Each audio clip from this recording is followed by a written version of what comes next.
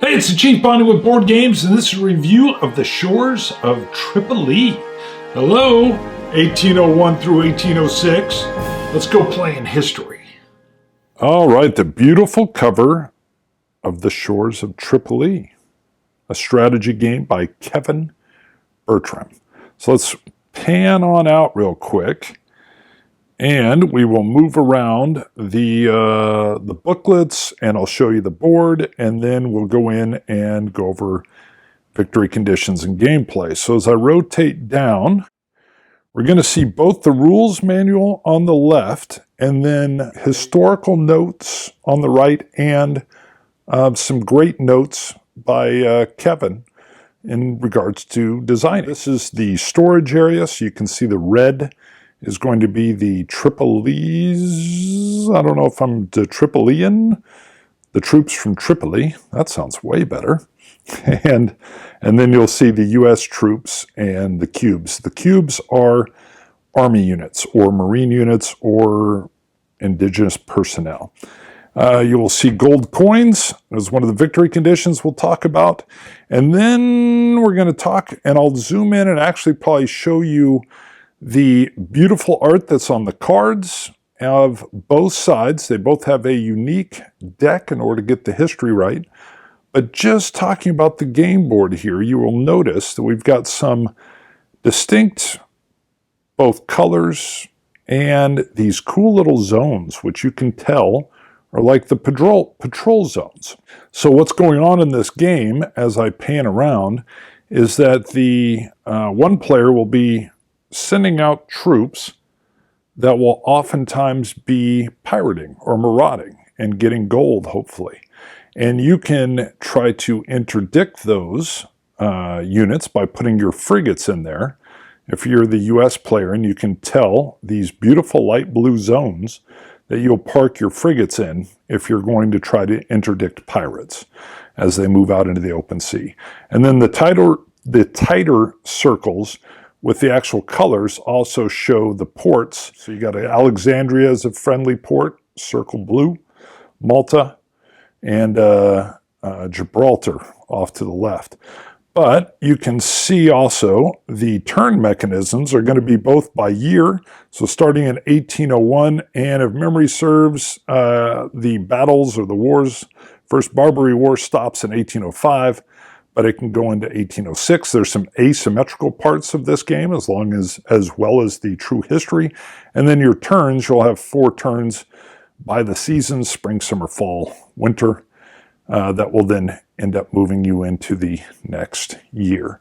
So that gives you a good look at the board. Let me come out. We'll talk gameplay. And while I'm doing that, we'll show cards because this is a card-driven game. All right, victory conditions first. The American player can win in 2 ways, and you're seeing them. They can play the treaty card, which has several, let's call them regulations that have to be met in order to be played. So you can see it says playable if. I won't go over all those, but you'll have to make sure you've met the steps, and obviously you've also got to have the card in your hand. And the other option is the actual assault on Tripoli, which is a historic. It did not actually happen. But of course, the game steps away from history. The historical notes will tell you when and why, and of course it's for gameplay, and it's kind of exciting. But these are the 2 different ways the American player can win. So direct assault, bombarding Tripoli, sending in the Marines, using sharpshooters, or treaty with the following stipulations, as you can see. And again, what you will see on these cards is the art. Now, I'm no expert on the period, but they all seem to be oil paintings that have been created back in the day, so that depict the actions that are being taken, particularly for that card. Very nice touch. All these cards are linen finished and have a beautiful look and style to them, along with a lot of play, particular information displayed as well. The person playing Tripoli They can win three ways. The first you can see, these are 12 gold pieces. Yusuf, who is the Pasha of Tripoli, will be sending out raids with his corsairs. Corsairs depict, well, hello, I'm just throwing gold pieces around. The corsairs are these smaller looking little boats here. And they will be, or he will be, or you will be sending these corsairs out to pirate, to raid. And they will bring you back, if you're fortunate, gold. And if you get all the gold, which are 12 pieces, it's a win. The other way you can win is if you sink 4 of these American frigates. Boom! And I love American frigates. The Constellation, I've actually toured. The Constitution, I've looked at from afar when it was in dock in Boston, and I was there when I was a lad. So I love the frigates, but Yusuf can destroy 4 of them and win. Now, they're not easily destroyed. We'll get into that in a little bit. The other way they can win is to destroy Hamlet's army. Boom. Again, a beautiful card. And what is that army? That army is some Marines, the blue, and then a bunch of indigenous personnel that he has wrangled together. So Hamlet is Yusuf's older brother. They didn't get along. I'm imagining that if they had had Thanksgiving, it wouldn't have been pleasant, but who knows? But if Yusuf can destroy Hamlet, his brother's army, it's also a victory. Boom. So those are the victory conditions in play. The rules, by the way, do a wonderful job of opening up with what the victory conditions are, because the cards you will have in your very, very unique decks, as I bring in President Thomas Jefferson, who you cannot see there. Boom. And as I bring in Yusuf's deck, look at this. Yusuf has his own deck. President Thomas Jefferson has his own deck. As these two decks go at it year by year, season by season, you will eventually have a victor on one side or the other. But let's dive in. So you're seeing the back of the deck for the Americans has the president, and then all these cards, and I will show you a few of these. We're going to talk about these, which are not going to count toward your hand size, but each of you, both Yusuf and Thomas, yeah, I'm going by just first names, you will have these particular powerful cards that are very historical and will drive your strategies, and that's why you always have them available to you. So, of course, Yusuf will have his deck, and you will have a lot of things here, particularly pirate rating, that will be available to you. But what I will do is pull up the photo as I pick these up, and I will display probably the photo a little bit larger on screen while I talk so you can see it clearly. So Hamlet's army created. Again, you can see the great artwork that's on display. You'll see at the bottom, there's the little icon, a circle that says, and then the text, after playing as an event, this card is removed from the game. Now, you're going to see that on each one of these and on a lot of the cards that are in your deck as well.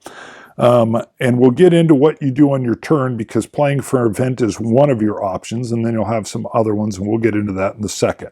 These are with you every turn until you play them, so I wanted to cover them in particular, both sides.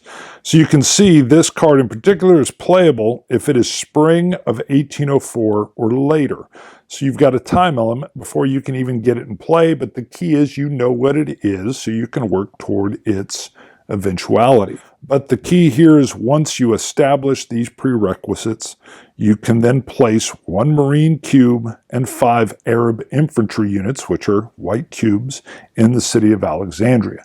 Those will be important because you'll then be able to use them to raid over into Dern, and then which was very historic, and then over into Benghazi, and then eventually maybe even into Tripoli itself. Not historic, but of course possible in an alternate history.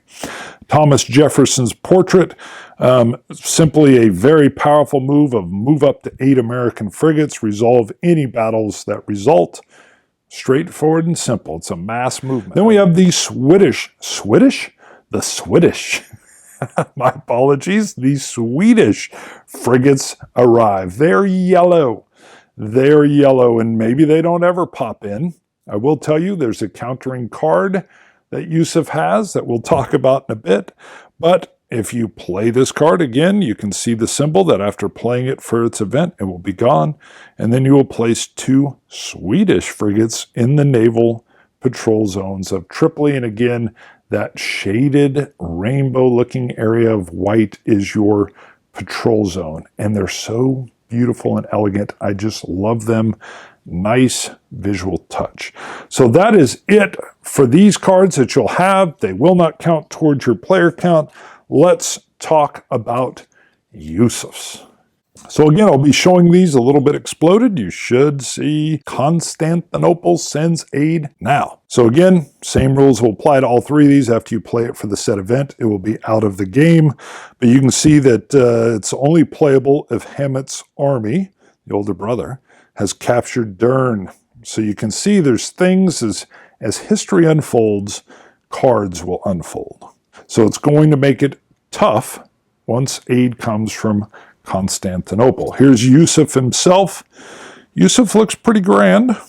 Pirate raid with the corsairs from the harbor of Tripoli and the corsairs from the harbor of each active ally, Algiers, Tangier, and Tunis. What can happen is you have other cards in your deck.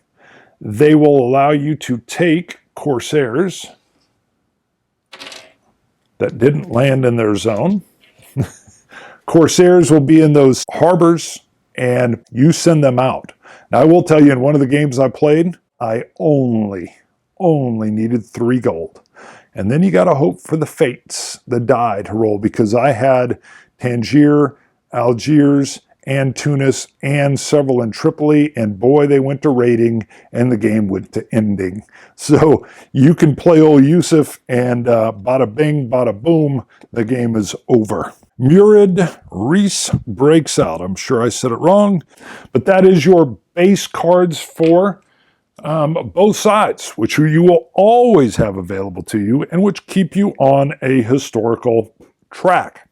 All right, so on a particular turn, not only will you have those 3 cards I've just shown you available to you, but you'll draw 6 cards and you'll have them in your hand to play. Now, as you do play, let me bring this back on, you will be playing through the year via a turn, which will bring you from spring to summer to fall to winter, and then you'll move to the next year and start back over with the seasons. But on a turn, you can only do 3 things, and that is play a card for its event. Now, you can see this card does not say anything about removing it if it's played for its event or anything, and you can see it's early deployment. But if you play a card for its event, it is discarded. The card will tell you it's very straightforward. The key here, of course, is learning what all these cards say. So I could play a card for the event. The event takes place. I do whatever's on the card. Again, I'll show some photos of some different cards off to the side somewhere on here, just so you're kind of seeing them while I'm talking about them. I'm not going to cover them individually. So I could also come in and play a card, not for the event, so let's just show it this way. Play a card as if it's money to place a gunboat in Malta. Gunboats are not nearly as strong as frigates. Basically, when you're rolling, frigates will roll 2 dice, sometimes more, based on some cards. Gunboats and corsairs will only roll 1 die, generally. I could do the exact same thing. Instead of the event, I could discard a card into my discard pile, and I could then move 2 of my frigates, which happen to be hanging out in Gibraltar. And it turns out there's a lot of raiding going out into the open sea, which are these areas here. And I'm like, you know what? Yusuf's getting a lot of gold. I can't let Yusuf get a lot of gold. I want to come in and interdict this area and try to prevent that. Now, we'll go into how that's done in a moment. We'll come back to it. But that is something I could do with my cards as well, and that is it. So on my turn, I'm going to play a card for its event, the historic event, and it gets discarded, sometimes removed from the entire game, or it's used as money to do a gunboat, or it's used to move my frigates. So Yusuf can play a card for the event, and now we'll be seeing events for Yusuf's deck. And you'll do it. Sometimes it allows you to just discard it. Sometimes you kick it out of the game. Other times you will use not the event, you'll discard, and you will go a raiding. And that's when we'll talk about this. So when you go a raiding? That sounds terrible. When you go forth pirating, you're going to first have to move through this interdiction zone where the frigates will come in and try to stop you. So my frigates come in, just 2 of them. Let's pretend like the gunboat came down as well. So the frigates will just start, maybe that's the constellation. It needs a 6. So it rolls a 5 and a 4. It does not interdict any of them. So then maybe the Constitution or the President comes in and it rolls and gets a couple 5s, close but no cigar. Gunboats roll 1 and it does nothing. So these pirates sail right on out into the open sea and they commence to pirating. Now we will grab some red die, and there's 4 of these pirates out and about trying to find some kind of merchant vessel that the Americans or whatever are running around, and they're going to want to get, so these corsairs want to get 5s or 6. Well, looky, and that's what happened to me a lot in one game. 3 5s means 3 gold. Yusuf is extremely happy because he is that much closer to having all 12 gold pieces and winning the game. Well, as you can imagine, Yusuf likes to have a lot of corsairs available, and he likes to have them go out pirating often. So again, one of the other options, so play for the event, play to go out a raiding, or play to build yet another corsair and bring it over from supply. By the way, when these guys come back from pirating, they're not interdicted again. That's only on the way out to sea, not on the way back. So the action is quick. You're really only doing one of those 3 things per season. And you have a lot of choices, and choices are what makes games tense for me and hopefully for you, or maybe for you. There's always events I want to do, but you will oftentimes, sometimes frustratingly, get some events that aren't working for the area that you're in. Now, knowing that those cards, when you run out of the discard pile will be reshuffled, so you'll have a chance to bring them back in, but oftentimes you won't even be able to use a particular card for its narrative event until later, 1804, 1805, whatever. So you end up using it as currency. You end up paying for it to do something else. And that, I believe, is a lot of the fun and tension of this game. I want to do a lot. I see some great cards. I either can't do what the card narrative allows me to do now, or I really need to do something else, such as go pirating.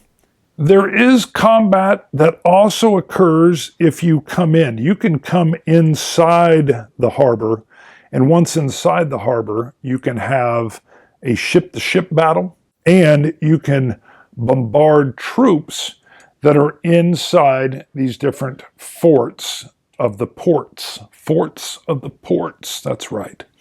You would do that in particular to try to soften them up for Hemet so that he and his troops don't have such an uphill battle. So you're able to pop in, roll the dice, and try to use your naval guns to assist those indigenous personnel and those Marines. So let's pop on out for my final thoughts. All right, we're back. Well, first of all, let's just start off with the easy, all right? Beautiful. Phenomenal production. Hello, Fort Circle. How you hitting it out of the park with the production on the first run?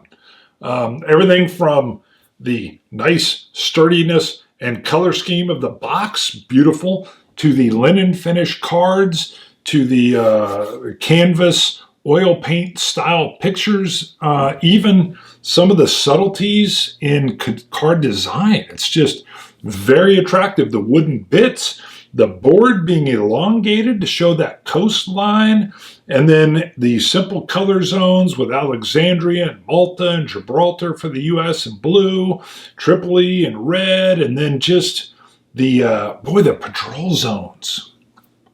I mean, when I first opened it up, I was like, what are those?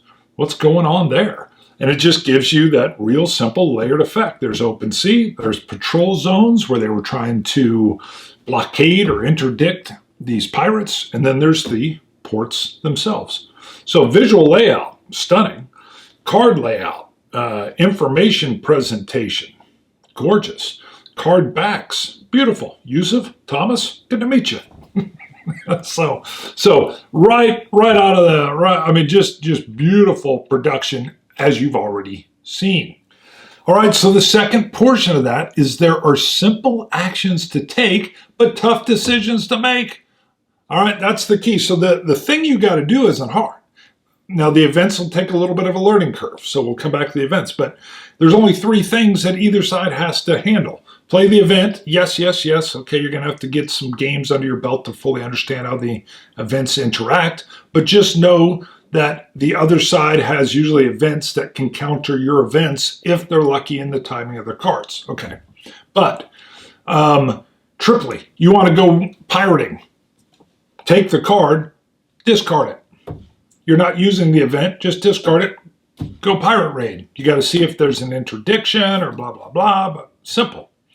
Hopefully you get a roll and you get a bunch of coin. The Americans, you want to move your frigate, discard the card, boom. You need a gunboat in Malta. Gunboat in Malta, discard the card. Boat shows up in Malta, boom. You need more Corsairs in Tripoli, discard a card. So your actions, simple. Decisions, so you end up wanting to do a lot more than you can do in a single season. And you usually have several events that you're kind of like, sometimes it's easy and you're like, well, I'm not even ready to, or I can't do this one yet. It doesn't trigger until whatever year. But a lot of times you're like, ooh, man, do I do that? But then that card's gone forever, or do I do that? Or should I just discard this other one to, and the event's going to maybe let me do a little bit more. But so I love that. I love when you want to do more than you can, because that's when you're in a decision space. And then what's your opponent doing? Or do you want to push, are you pushing them to respond to you? Or are you stuck in a OODA loop where you're responding to them?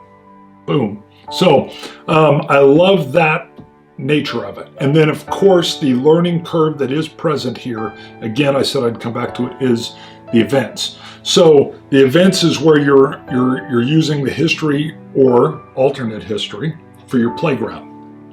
And then with the game comes the historical notes. So I actually went and played both sides of this my very first time through, just so I kind of had that perfect knowledge and information and how's everything going to work. Then I went and read the notes and I was like, oh, and so it's that it makes me want to even go read the Thomas Jefferson Tripoli Pirates book. Tripoli Pirates? Tripoli Pirates, that's what my notes even say. So, and a game that leads you to the book, or now a book that can lead you toward the game. I've done a prior video where I talked about making history my playground, and that is what this does. So, and it does it very well by keeping your actions simple, but your choices tough.